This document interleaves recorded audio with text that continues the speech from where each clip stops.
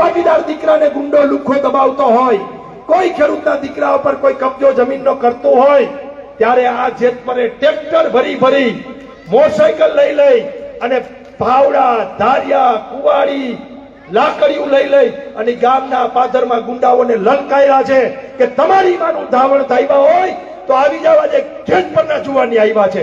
આ ઇતિહાસ છે જેતપરનો, આ ઇતિહાસ છે જેતપરનો.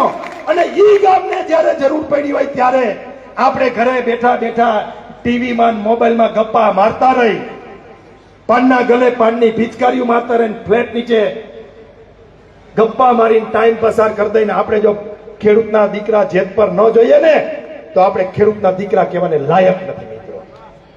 આ વાસ્તવિકતા છે ને તો કાલ તમારા માટે કોઈ નહીં આવે. અને જો અહીંયા જીત થઈ ગઈ તો કોઈના બાપની તાકાત નથી કે પોલીસને લઈને આવીને કે તંત્રને લઈને આવીને ખેડૂતના ખેતરમાં થાંભલો નાખી શકે.